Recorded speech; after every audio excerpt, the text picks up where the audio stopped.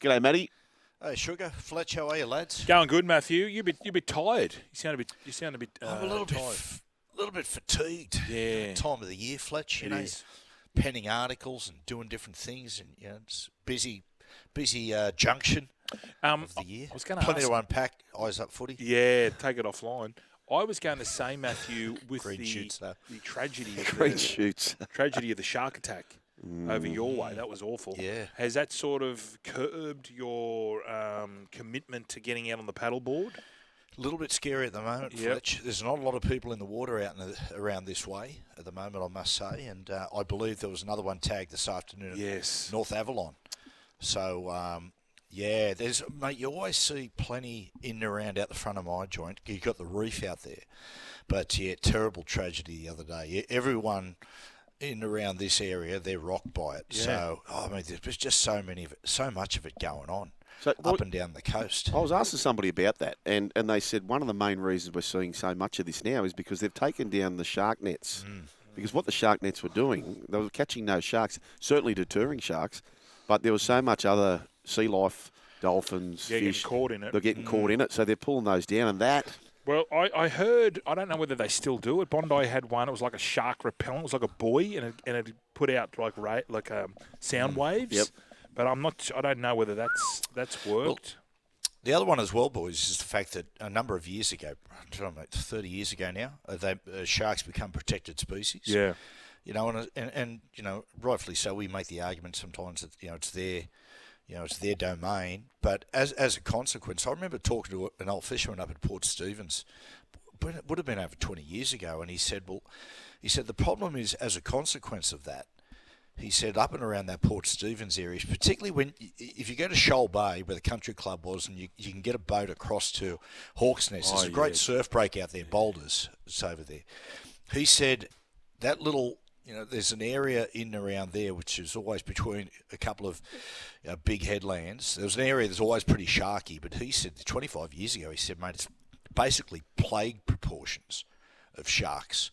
So I think if you consider all those things, there's just so many sharks in the water. But I can't remember. I mean, Fletch, you're a Bondi boy and been around the surf your whole life. Can you remember a time there's been so many attacks?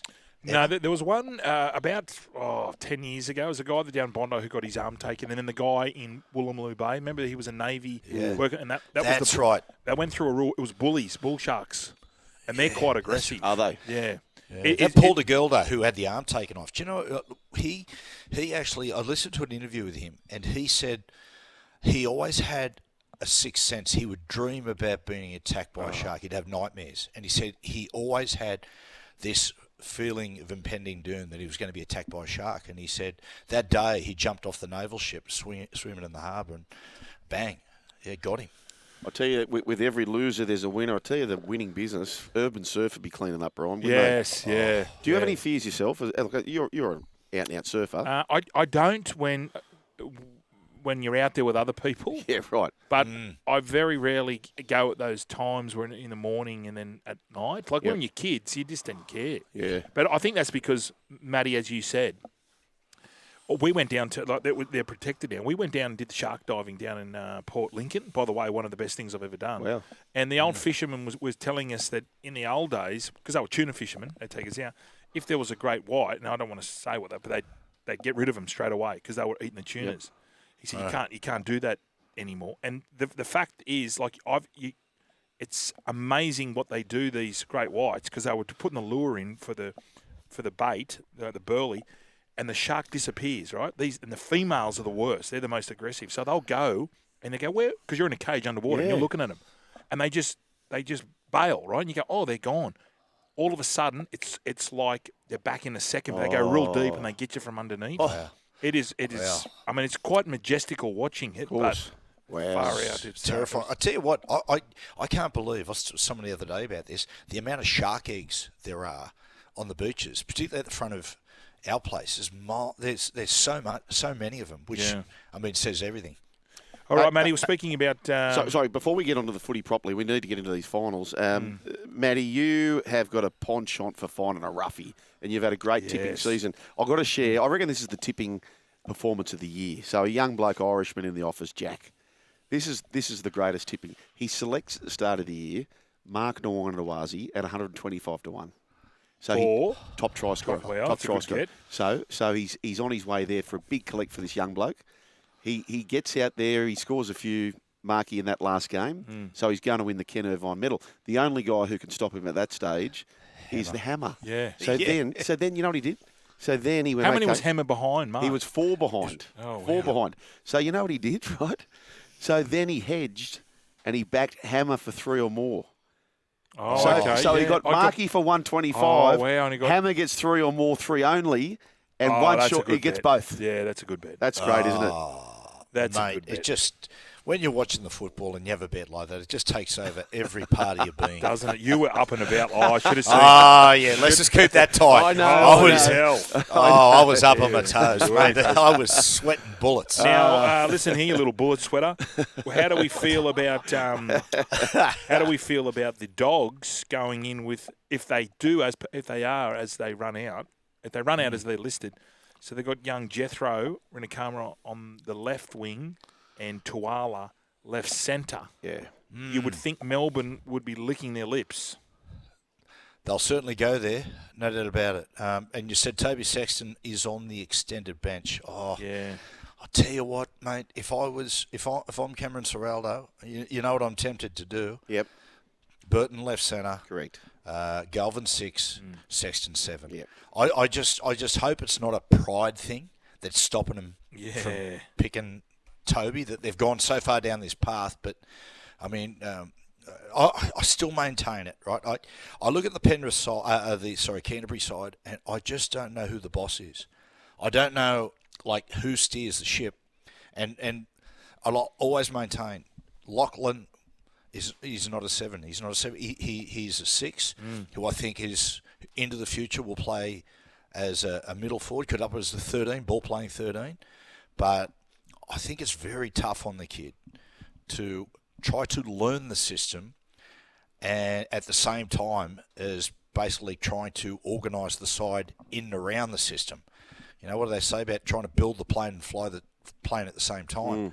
So it's very hard. So if I'm Ciro, I'm having a serious look at that, bringing Sexton into the 7, Galvin to assume his more natural role at 6. If it is a pride thing, and they're saying, you know, we're also building for the future, Mitchell Woods comes in at 7, Lachlan go at 7, they might not get another chance. No. Do you know what I mean? You're not guaranteed to be there again. You're not guaranteed. Like they say, you know, we're building for the future. Yeah. We like Hayward at 9. That's all well and good, but you're 2 games away from a grand final. Matty, with Montoya, who may be gone for the year, may not, we don't know yet.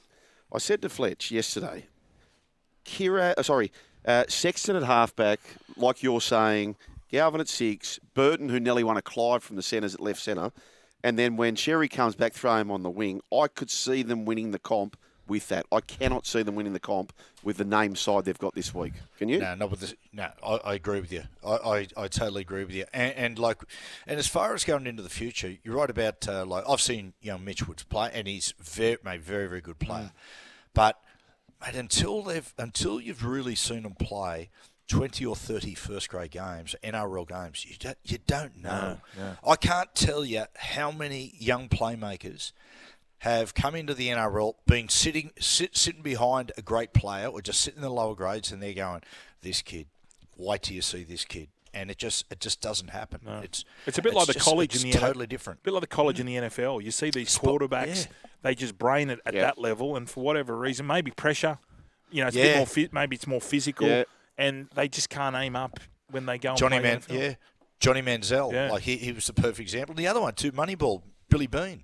Yes. You know, Billy Bean was a guy who had the option of getting drafted as a first-round draft pick in Major League Baseball or NFL. Take your pick. And they said he can't miss.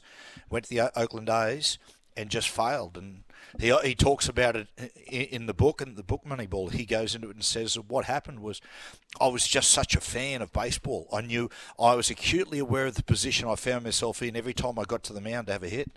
And he said the pressure just swallowed me up. So yeah, it is a totally different game. Hey, Matty, this game on Sunday, and I love the fact that we're playing Sunday again next week. Canberra and the Broncos. This is the grand final we never saw in 1993. Can I ask you this question? It's a big question. Who was the best side of that early 90s? Oh, 94 Raiders. 94 Raiders were the best side. Yep. Awful to play against. Yep. I sort of started to play a little bit off the bench in 91. So played against the Raiders, I think off the bench in 92, which is a good side, against them in 93. But then in 94, they rebuilt their side after the salary cap stuff. Lazo had left, he'd gone to the Broncos. So they found, Quentin Pongia, Johnny Lomax, they got Ruben Wiki across. And the big difference between them and the great Broncos sides at the same time was the fact that the Broncos would let you play football. Like, I enjoyed playing the Broncos because they'd go, well, come on, you play. We'll let you score 20 points and we'll score 30. Yep. Mate, honestly, when you played the Raiders, you went down, particularly when you played them in Canberra, you went down there knowing that if you weren't at least 7 out of 10 or 7.5 out of 10, mate, they could beat you by 60. Wow. And they wanted to keep you to 0. Mate, they throw the ball around edge to edge and then they hand it back to you and just brutalise you. And if you go back to the last time, like these two sides had a really major game, it was an epic semi-final in 1995, week 1 of the finals. And they went at each other so hard. Raiders beat them up in Brisbane 14-8, but neither side made the grand final. Because I reckon that first week of the finals, it took so much out of both of them. Oh, I can't wait. I was looking at the Brisbane side in 92 when they played the Dragons. It was 92, 93. They went back to back. So the forward pack was Lazarus, Walters, Mark Hone, Gilmeister, Khan, Madison, halves, Langer, Walters. There's wingers, Willie Khan, centres, Johns, Chris Johns, Renouf, Renoff, Hancock, and the whiz at the back, O'Neill. What a side. Yeah. Have a look at Fletcher, honestly. Have a look, while we're having a chat there, have a look at the 94 Raiders who played in the grand final.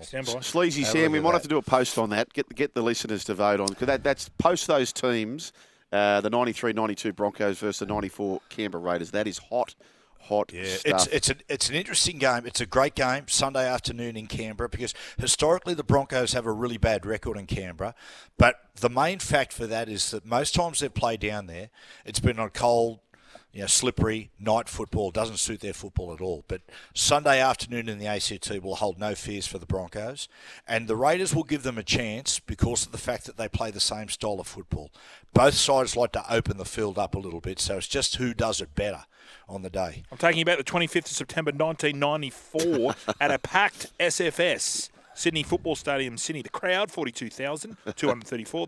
The referee, Greg McCallum. And they are, as per program, the Canberra Raiders. Number 1, Mullins. Wow. Number 2, Nagus. Number 3, and your captain, Meninga. Number 4, we're not going to go to the right side, we'll go to the left. Ruben Wiki's there with Noah Nandruku. In your halves, you've got a bloke called Laurie Daly and Ricky Stewart. Front row, Pongia, Walters, Stephen, Osborne, Croker, Ferner, Clyde. How did we not see that grand final? Was that the year, Matty, where we were destined to see it in 93, and then I think Ricky went down, didn't he? Ricky did his ACL in 94. Yeah. Ricky broke his leg. Ricky broke his leg in 93. Yep. And then in 95, Ricky against the Bulldogs in the grand final qualifier did his ACL. Because we're getting the bus down. In 95, we're getting the bus down to Sydney on the Saturday. And our bogey team was with the Raiders. So they're playing the Dogs. And we're going to beat Manly, right? And we're sort of up on our toes. Manly ended up beating us 12-4, right? But we were really confident. So we're listening to the game on the radio. 6 weeks earlier, we'd beat the Dogs 42-0 at home, right? So we're thinking to ourselves, mate, we've got the Dogs measure. And what happens is Ricky does his ACL and the Dogs beat the Raiders. So suddenly we're sitting on the bus going, mate, if we can knock over Manly here, we might pinch this premiership. But the Manly were a great side in that era as well. But if you did a team, if you were doing a game plan, I'm just thinking here, where do you go? Like if you're the opposition, you go righto. You can't run to the left. You can't run and you can't go through the middle. No. Well, how do you score? Hey, just going back to what Matty spoke about, boys, in 95. So Ricky Stewart, he played 19 games. He'd only lost two games all year. And as Matty said, They beat Broncos in that qualifying final, but as you said, it took so much out of them. The Bulldogs go past them in the prelim 25-6. So it's the grand final we never saw. Yeah. Maybe we see it this year. We'll get your tips on Thursday, Matty. But what about the quirkiness of this week? So we're calling it you're biting the hand that fed you. You've got Ricky Stewart, who gave Madge a chance after he left the West Tigers and he was coaching with him. You got Robbo, who gave Fitzy a chance when he's assistant in, I think it may have been Holbrook at the time, who left. So Fitzy got elevated. And then on the other side, you've got Coach Cleary, who obviously brought through Andrew Webster. So it's fascinating week. Yeah, all of them will, if you're thinking about who will like that matchup, all of them will look in their own way and go, I know how these guys will play. So I reckon the hardest one to pick is going to be I find Sharks Roosters a really difficult game to think who's going to win that one. I think both teams will be really confident. Can you see an upset? Can you see the Warriors causing an upset, Matthew, at all in any? Fletch, I think they'll give cheek over there. The conditions will give them a chance. If there's one thing about, if they have got any type of kryptonite, Penrith, it's been played in slippery, wet conditions. Like if you look at different times, the ones that come to mind. Remember, they played St Helens at home that time. It was slippery and wet, and they couldn't get their football on. They got beat. Happened over at Wigan. But there's games through even their successful seasons when they're played in the wet and they get their football slightly wrong. They get their pass selection slightly wrong, and they start pushing the ball a little bit too sideways and pressuring each other, and they come up with a shock loss. So the Warriors aren't without a puncher's chance, and particularly with Wade Egan back, but there's no doubt they're up against it. And no Mitch Kenny, boys. That's the big one. Well, how are the young blokes for their experience up there? I know that the result didn't go their way, Tootsie, but they enjoy it? Yeah, they did. Yeah, obviously it was a tough initiation for a few of the boys, but the pleasing part, and it was nice to watch as well when they actually got a bit of ball in the second half and showed a bit of their ability and put a few points back on. It was all one-way traffic there for a long time, but I think they got a bit of enjoyment out of the second half. Obviously, a few of the debutants scoring as well. Joe Roddy and Mickey Asamoah got across the line for a couple of tries, so it's sort of Noel Martin's first try as well. So they're all first try scorers. It was got a bit of joy out of that and a bit of experience, and I think the best part for them is their season's not over because the young side that we put forward to play New South Wales Cup actually knocked off the Jets. So they get to all come back and play in another semi-final this weekend, all the boys that played on the weekend pretty much. So it worked out quite well. We've had a pretty strong weekend with the other grades. So all three grades on this weekend. Hey, Brian, just on that, so the Raiders are going to have to do it from 5th in the New South Wales Cup or the Knock-On Effect Cup. It's the old top 5 system. Yeah, how good's that? It's so good, isn't it? Remember that was. I mean, we didn't know any better. No. What was the one before? What was the? Can someone? I know I played under it with the McIntyre. Was it 1 versus 8? Yeah, and then it was the lowest ranking winners and all that sort of stuff. Yeah, that just got too much. Bit too heckers. Hey, Toots, Big Papa, he's sweet, isn't he? Or has he got the moon boot on? He had the moon boot on today. It was pretty. I was there. It wasn't pretty. Like he didn't get up, the big fella. I mean, normally nothing keeps him down. Like he's very. He's got a very high pain threshold, the big fella, but I think I'm hoping to be right. He was in the moon boot today. He's got all week, I think, and it'd be hard for him to miss a game like this. I wouldn't imagine he would, he wouldn't want to certainly. But he was in some pain, the big fella. It blew up pretty quickly. I know it's hard to tell when his ankles are swollen, but this one was quite fat straight away. But hopefully another couple of days and we can get him moving again. But it was. I know there's been a lot of stuff in the media about it being a bit of a muck up and a muck around and all that, but it was quite serious. Like we'd stopped training. One of the cup boys joked about anyone else would keep training around him because it was pupper. Everyone just stopped and you could hear the pin drop. But hopefully he's not too bad, the big fella. If he's no good, who would be the replacement? Do you feel would it be Matty Nick? I think you could bring Matty Nick and then maybe Hosco or someone could play in the middle more so than on an edge. Zach Hosking, he's been pretty good at that this year. Yeah. And Morgan Spitties is obviously there as well in the middle, so it's obviously a big loss. You still got Trey Moon, he played on the weekend too, so a couple of guys there, but I'd imagine it'd be Matty coming in the back row and then you push Hosco into the middle would be my thoughts. Hey, Tootsie, with the Raiders and Broncos, like two flashy sides, obviously it's going to be a great atmosphere there on Sunday afternoon, GIO Stadium, SEN have the call. Do you feel personally that your Raiders are better suited to the daytime? I know the Broncos maybe also, but do you find that that's an advantage or not? I think just it's a way. I mean, both sides probably do. Like you said, they're both flash fast, exciting. The backlines, big tough forward packs, but exciting edges and backlines. And you only have to look at the two fullbacks to get a gauge on that. It's going to be a fast game of footy, and with fast game of footy comes fatigue. And I feel like that's probably been our strength this year is dragging sides into a bit of a not so much. A grind is the right word, but dragging into that fatigue, and then it opens up for Ethan Strangers and Kyle Weekses and guys like that. So. I think that's the plan. It's just going to be whoever can hold on the longest, and then that'll open up for those fast guys. It will be exciting. I feel like it's the sort of game that if there is going to be a lot of points, it'll be in the back end of the game for that reason. So, look, we're under no illusion how good the Broncos are going. They're flying at the right time of year, and Reece Walsh last week, he had a sip of toilet water and off and gone, wasn't he? I always start giving that to the horses, a bit of toilet water. See if we get a couple of winners. I think they do. Tootsie, I was listening to a rival radio station, and they were saying, an expert was there, saying I wouldn't kick to Reece Walsh. I disagree. I like early play, kick down to him and try and rattle him a little bit. I'd like to get your thoughts. Or you just want to keep him out of the game? No, I'd be kicking to him if it was I've stopped going to team meetings. I went to a few team meetings earlier in the year, and it's just not for me at the moment. So I stopped going. So I don't know the game plan, but I would be. You want to get physical with him. You want to kick down to his corner and not rough him up, but get amongst it and let him know where he is. I wouldn't be kicking away from him at all. No, he's going to find the ball and he's going to be fresh. Then you'd rather him be taking. Tough carries out of the corner than looking for the ball fresh around the middle of the field. So I wouldn't be kicking away from him. I'd be letting him know where he is, mate, pretty quickly. Yep. Just so Spud doesn't text me again. Leeton race 2, number 9, slip along Saint.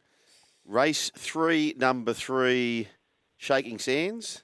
A lot of S's. And race 7, I don't know the number, but it's Kobe's Chainsaw. What number was that in race 7? Number 3. Number 3. There you go. Well, if Spud rings, he'll probably forward him on to Chezza. Daly Cherry-Evans. Yeah, of course he will. He's squeezing his eyeballs out with a handshake. I need to know about this handshake. I know. Did you read that, Toots? Did you hear about this? No, what was that? So Spud and DCE had a bit of an altercation, and Spud that was the alpha. Gave him the Spud shake, which is apparently you crush his hand and his eyeballs pop out. He was shaking sands. Yeah. That's what he was doing. Where was this at? Shaking sands. Yeah, right. Where was it? It was in the sheds. It was in the sheds. Yeah. Because Spud said he's derailed he derailed Manly's campaign this year. He's not wrong. So apparently Spud tells the story that DC was giving him death stares or the heavy eyes. So he walked over there and he said, I'm paraphrasing, DC, congratulations on your career. Yeah. Well, you really mean that, do you? And then Spud gave him the old Spud handshake. Yeah, the claw. And it started to, fire up. Okay. Righto. Anyway. Yeah, well, he's picking, for a halfback to pick on Spud Carroll. I mean, I wouldn't be doing it. No, I wouldn't be doing it. We're going to do a fan forum, Brian. Yep. One story is about a guy who's just backing his club to the hilt. And one, well, he can share the story with you. Temper text machine 0457 736 736. The difference is temper. Now, I tried in my best way to try and articulate what happened in the Manly sheds. About the squeezing of the hand. The squeezing of the Spud shake. And I'm pleased to say that man, Mark Spud Carroll, he's either ringing up about that or ringing up about what were the Tootsie Croker tips. Either way, he's there, our friend Spud Lee. Hello to you, mate. You ask, I call. All right, Spudsy, bullet points, because we don't have that much time. Yeah, only a minute or so. Was there history between you? I'll be quick. Okay. I'll be quick. I can't believe the amount of airtime or diplomatic like DCE does. I love the way he talks. My main thing was, I really thought when he went behind Manly's back to come out and say, I'm leaving the club after 3 or 4 rounds, no sponsorship at the back, no club shirt with sponsors on it, and I just think maybe he should have said, look, and I'm going to forgo playing for Queensland. He's done everything, mate. He needs to be wrapped up. He deserves what he got. And then next thing I said, mate, give your energy back to Manly. That didn't happen. And we had a bit of it was just getting together, but I gave him a bit of a handshake. My old man always said, look him straight in the eye and give him a good handshake. And I guarantee you, mate, I reckon I heard 3 knuckles crack. By the way, Daly, you're welcome to call up and have your version of I've events. got no gripe with that.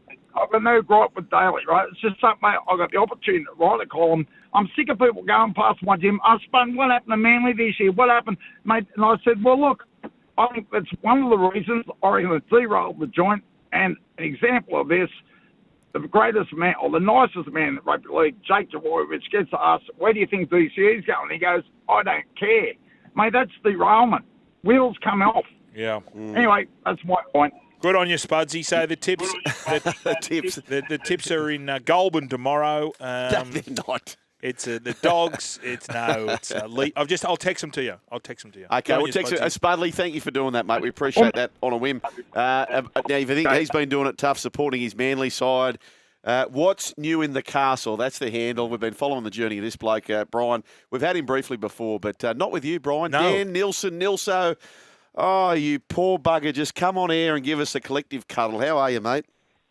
Oh, Sugar Fletch, how are we, boys? Nice to meet you, Fletch. Been a long-time fan. Yeah, you don't say, because when you get an email, you go, nice to meet you. Oh, no. yeah. What is it now? Is it P meet I don't know. I'd like to P meet you. Let's get into this, right? So at the start of the year, what a year to do it too, by the way. You decided you'd run a kilometre for every point they lost. If you won the game, it meant nothing. It didn't mean you got any points in lieu or those sorts of things, points in the positive. What about this? How many half marathons have you done? How many kilometres have you ran in 2025, Dan? Oh, boys, it's been a long journey. I think the last 5 weeks, I've just cracked, including this week, 200 kilometres is in the last 5 weeks by himself. But it would have to be coming up to 400 for the whole season. Why? Were you that confident in this year's team, or what was it all about? Well, you got to be optimistic. Yeah, the Newcastle Knights. Again,